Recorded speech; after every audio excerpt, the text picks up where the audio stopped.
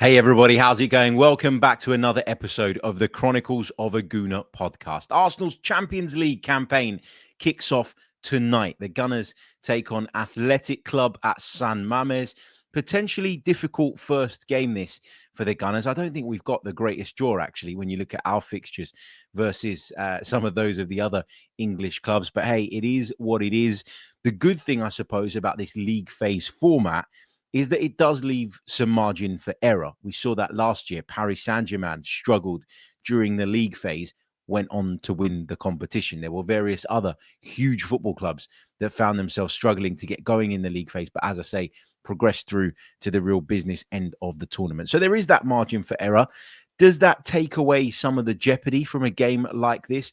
I suppose it does, but I'd quite like to see Arsenal get the job done nice and early, put themselves in a really strong position nice and early. If we can go and win at San Mames and then follow that up with a victory over Olympiacos at home, I think that puts us in a really good space and in a really good position. And we keep talking about the volume of games that Arsenal are going to have to deal with this season. If you can get the business done nice and early, and I'm not saying you're going to qualify after 2 games, but you know what I'm saying, put yourselves in a really good position, then you can potentially rotate a little bit more. Change things up a little bit as you get into the latter stages of the league phase.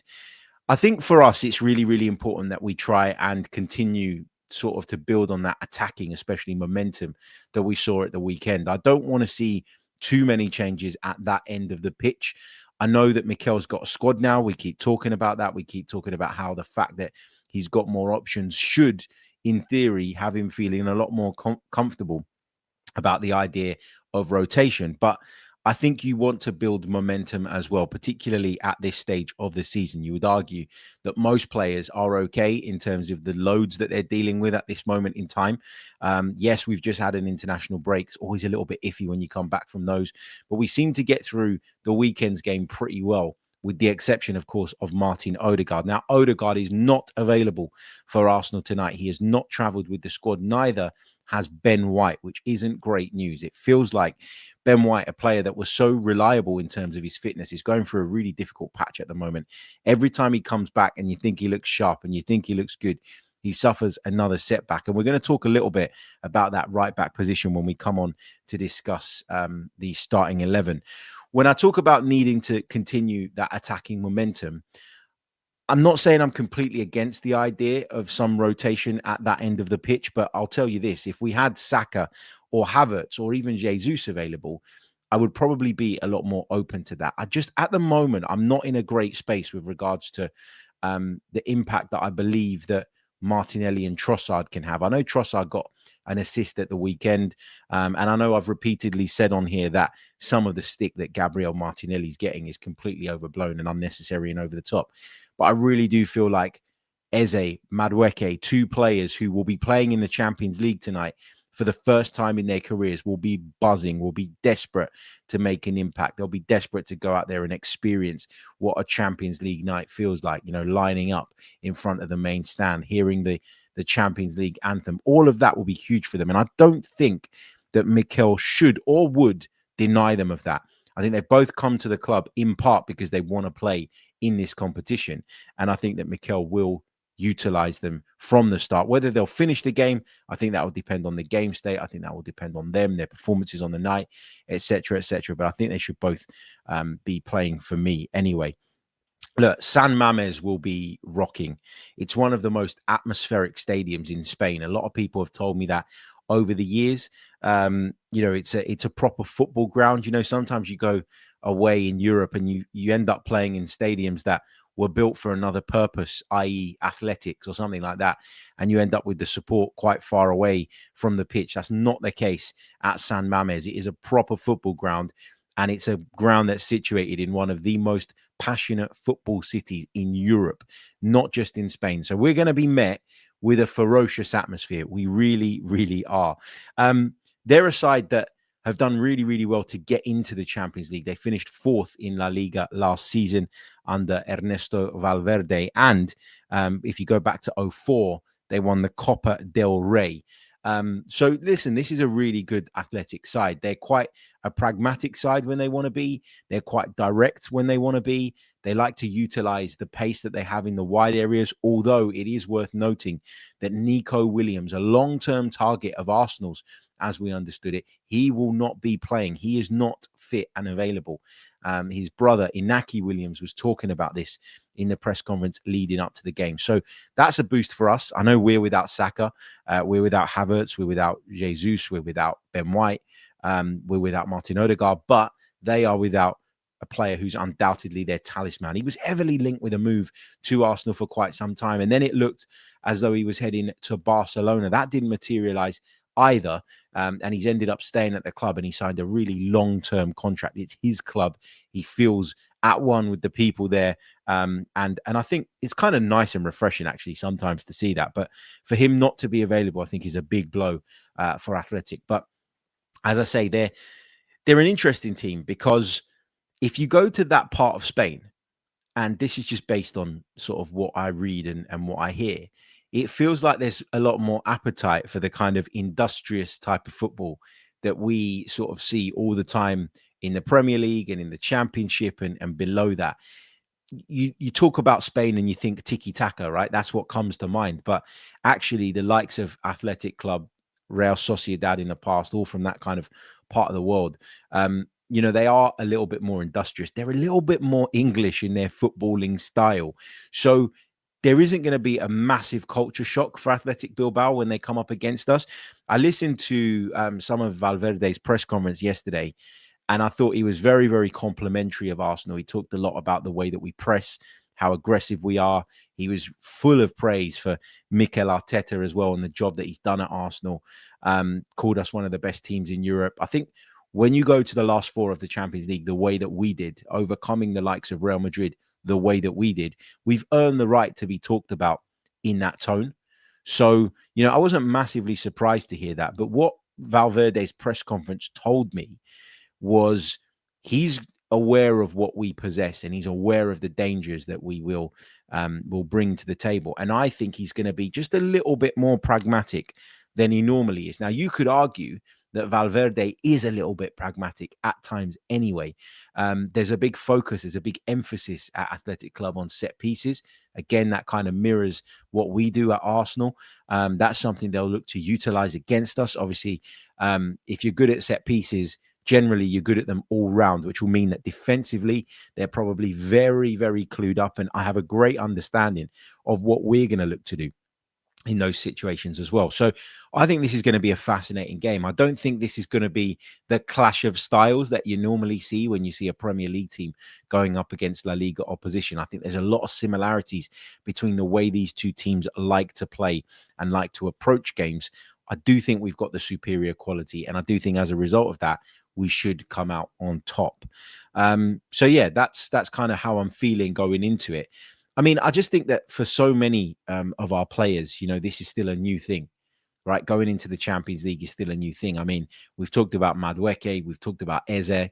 You think about the potential of Max Staumann being in the squad and maybe getting some minutes in the Champions League, what that would mean to him. You've got players like Victor Gyökeres who have been in the Champions League, and Martin Zubimendi, but will probably feel deep down that they haven't had the impact on the competition that they would have liked. Now, that is largely down to the teams that they were playing for. They weren't in competitive teams as far as the Champions League goes. But for me, we are a really competitive team, and I want to see Arsenal go very, very far in this competition. I've always said it. People often ask me the question, what would you prefer to see Arsenal win, the Premier League or the Champions League? And the answer for me is easy. Yeah, I want us to be champions of England. Yeah, I'd love us to overcome our domestic rivals and lift that trophy come the end of the season. But for me, the Champions League is what it's all about. I grew up as an Arsenal supporter at a very, very good time. I'm very, very lucky, very, very fortunate. The season after I started to go to Arsenal, Arsenal won the double under Arsene Wenger in 97-98. I saw them do the double again in 01-02. I saw them be invincibles in 03-04. I've seen them pick up so many FA Cups along the way as well. Okay, so I've been very, very lucky and very, very fortunate as an Arsenal fan. But my one regret, and I'm sure it's Arsene Wenger's regret, and I'm sure it's the regret of the Invincibles, if you sit down and chat with some of them, The regret is that we didn't win the UEFA Champions League, even when you would argue that we were the best team in Europe, or at least among the best teams in Europe. Now, it is a cup competition, and so the best team in Europe doesn't always win it. Okay, I thought last season PSG were the best team in Europe and absolutely deserved to win it. And we were unfortunate that we ended up landing on them. And listen, it was a real top quality game. And we went into that with so many key players missing. We had no big Gabby at the back. We had a Bukayo Saka who wasn't at his best in terms of fitness, but was still hoping to make an impact. We had a lot of issues at the time. Okay, we had Mikel Merino starting at centre forward. There was no Kai Havertz or Gabby Jesus. So you do look back on that with a bit of regret, and you wonder what it might have been like had Arsenal had those players fit and available. Would we have been able to overcome PSG? Maybe not. They were pretty good, and I said that throughout the duration of that tie and after both games. But man, the regret is there. But because we went so close, there is still that fire in the belly. And if I can feel it and I've got it, then I'm sure the players and Mikel Arteta have got it in an abundance. Right, let's talk about what the team might look like tonight. I'm going to share with you guys the 11 that I would pick. Now, I don't know what Mikel's going to do. I think it's going to be interesting to see how he approaches the topic of rotation, because it's been a big talking point for a while. We saw a little bit of it at the weekend. I think everybody was surprised to see Declan Rice dropped out of the 11. Mikel Merino continued in the side from the game at Anfield, but Martin Odegaard came back in, and that meant a slightly different dynamic to our midfield. And it worked. It worked really, really well on the day. So I think that should have given him a little bit of encouragement with regards to the ability and capacity that we have as a team now to be able to do that and it not negatively impact our performances. But I think tonight's a tricky one, isn't it? Because there probably is a temptation, given that we play Manchester City on Sunday, to go, okay, let's make 3, 4, 5 changes. We've certainly got the players to do that. But there's a part of me that feels like at this stage in the season, it's probably A, not necessary, and B, I think that you want to find that sweet spot when it comes to rotation. I think in the past, if I look at when Mikel has tried to rotate, I think he's always gone too far.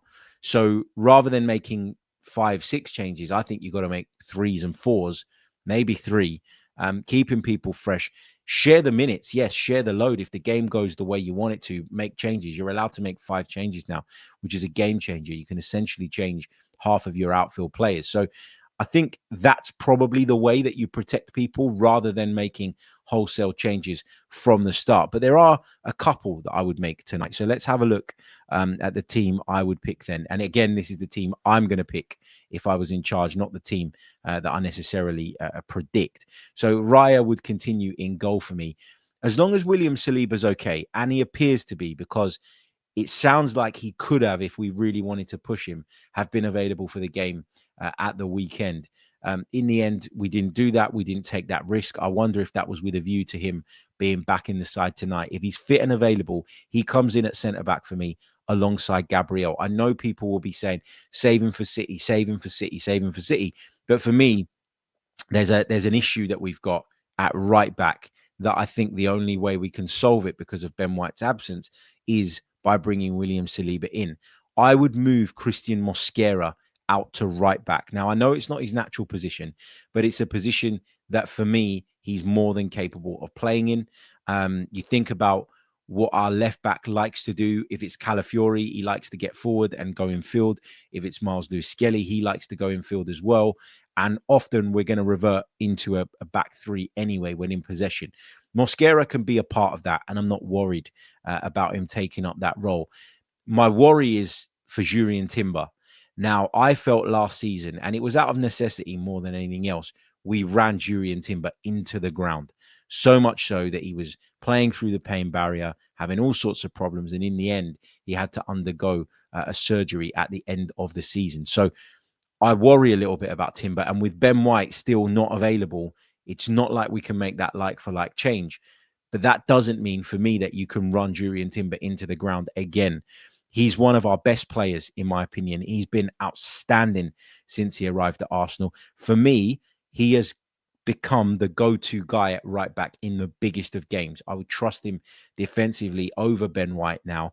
And that says a lot because I've always really rated Ben White and I still do.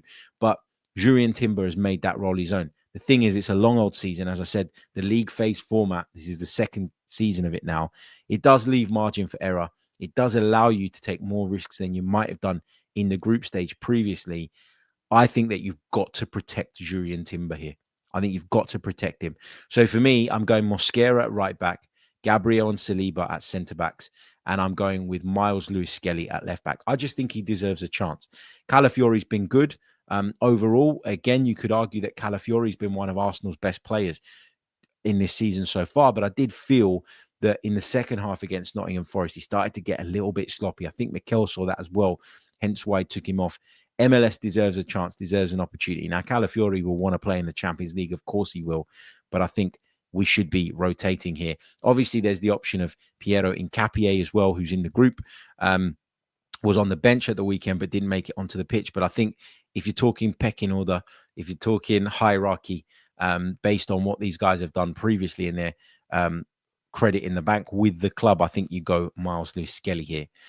In the midfield, I'd bring Declan Rice back in. I'd take Mikel Merino out. So I'd go Zubimendi at the base. I'd go Rice to the left, and I'd go Nwaneri to the right, basically in Martin Odegaard's position. I thought he gave a great account of himself when he came on in both the Leeds game and the Nottingham Forest games to replace Odegaard, and I think he deserves to play. On the flanks, I'm going Eze and Madueke. Exactly as we were at the weekend. As I mentioned, I feel like for these guys, this is a big occasion. It's a huge night. It's in part why they've joined the club, to be a part of occasions and, you know, moments like this. To kind of strip that away from them, or to take that opportunity away from them, I think would be really, really unfair. So I want those guys to play on either flank, and I'd go with Victor Gyökeres leading the line. Now, obviously, we've got options on the bench. Merino would be on the bench, Trossard, Martinelli, Hincapié, Timber, Calafiori. You know, it's a really strong squad now, and that's great. Give Max Dowman a go on the bench as well. It's really good to see the strength and depth that we have, but that is the team that I would pick. So I've made changes to the starting 11 from the weekend. Rice and Nwaneri come in, Miles Lewis-Skelly comes in, and Saliba. So 4 for me. I think 3-4 changes is the optimum amount of changes, in my opinion, that you can make, so you can protect certain players and certain individuals without massively disrupting what you've already produced and what relationships have already been built, but also without disrupting momentums too much. So that's what I would go with. Let me just repeat that for those of you listening on audio. Raya in goal, Mosquera, Saliba, Gabriel, Lewis-Skelly across the back, Zubimendi, Rice and Nwaneri on my midfield, with Madueke and Eze playing either side of Victor Gyökeres up front. Let me know your 11 in the chat box. Thank you so much for joining me on this episode. It is a slightly shorter episode than I had planned. I'll explain why. Because I am now commentating not just on the game tonight for Arsenal.com. I am now commentating on the UEFA Youth League game between Arsenal and Athletic Bilbao this morning. Now, that came last minute. And so I've got to leave my house by about 9:30, which is why I'm recording this early. And it's a little bit shorter than I would have planned. As I say, it came out of the blue last night, but it's a fantastic opportunity. Get an opportunity to look at the Arsenal stars of tomorrow in a kind of UEFA Youth League setting. So really looking forward to that. And yeah, thank you for your support. Thank you for joining me. Really, really do appreciate it. Don't forget to leave a like on the video if you haven't done so already. Don't forget to subscribe to the channel if you're new. And if you're listening on Apple or Spotify, leave us a review. You've been listening to the Chronicles of a Gooner podcast. You can check us out on Patreon too, should you so wish. I'll see you all on the next one. Until then, take care of yourselves and have a wonderful day. Up the Arsenal. Goodbye.